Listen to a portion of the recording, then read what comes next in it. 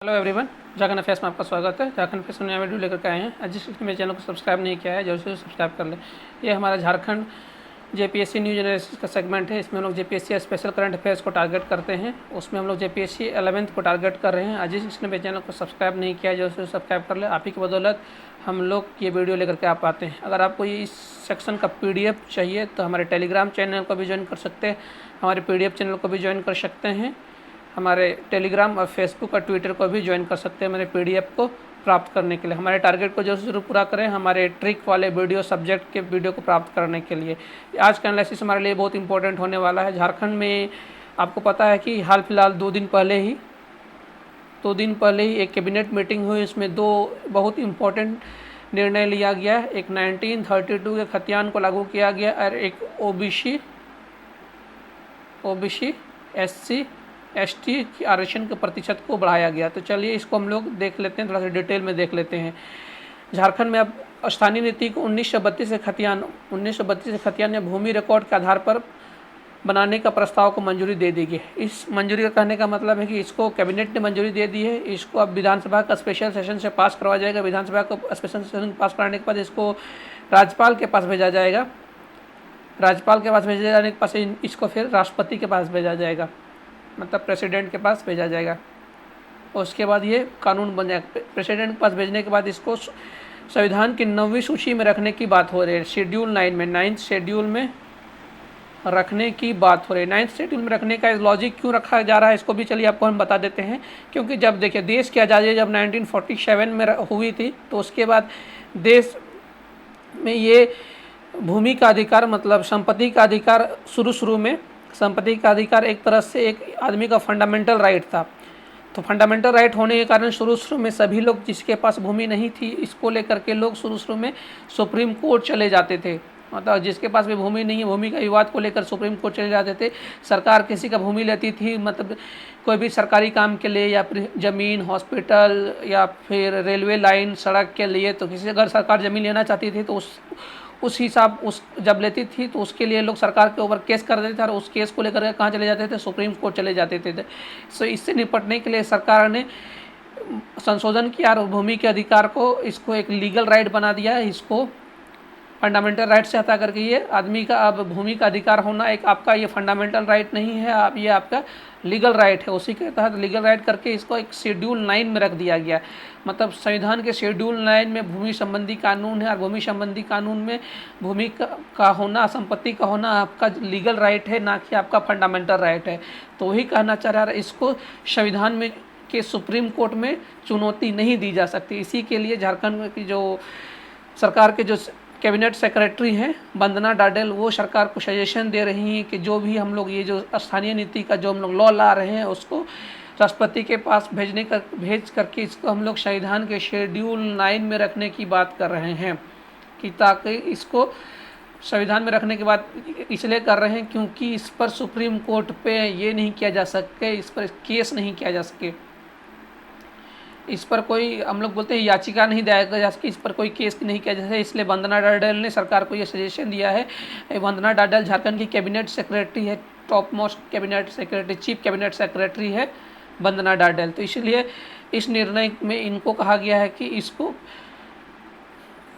1932 खतियान को जब मंजूरी मिल जाएगी, इसको किस में रखने की बात कही जा रही है, सरकार से अनुरोध किया जा रहा है कि इसको शेड्यूल 9 में रखा जाए। आपको बता दिया है कि शेड्यूल 9 में कौन से कानून हैं और इसको संविधान में क्यों रखा गया है शेड्यूल 9 में, और सुप्रीम कोर्ट में इसको क्यों चुनौती नहीं दी गई है। शेड्यूल 9 में भूमि संबंधी कानून हैं, देश के भी बहुत सारे भूमि संबंधी कानून शेड्यूल 9 में। उसके बाद आपको हमने बता दिया है कि झारखंड में आरक्षण प्रतिशत को बढ़ाया गया है।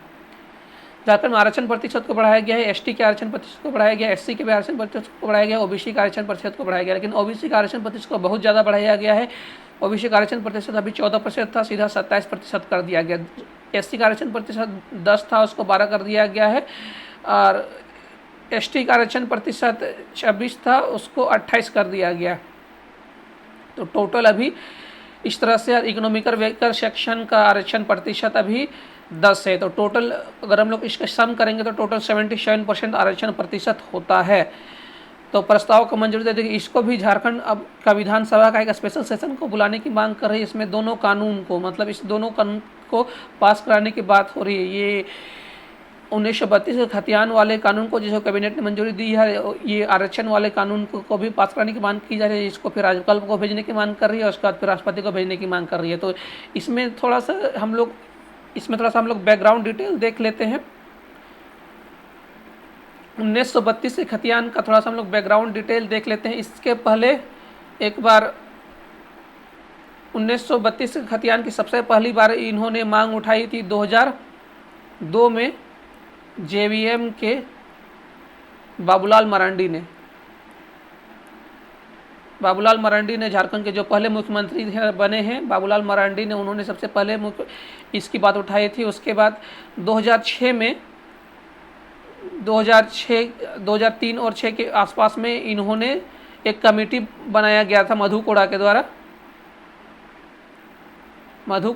एक कमेटी बनाया गया था सुदेश महतो के अध्यक्षता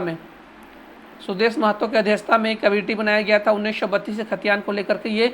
लेकिन ये कमेटी बिना रिपोर्ट के साथ ही मतलब भंग हो गई। ये अपना रिपोर्ट सबमिट नहीं कर पाए, तो इसलिए इसका इतना विशेष महत्व नहीं है। लेकिन अगर हिस्ट्री में पूछा जाए तो आपको थोड़ा सा बेसिक पता होना चाहिए।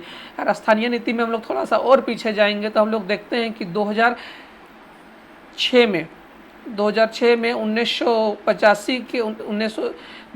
में 1985 का कट ऑफ डेट के साथ स्थानीय नीति को डिफाइन करने के प्रयास किया था। 1985 के कट ऑफ डेट में किन्होंने किया था? रघुवर दास ने किया था।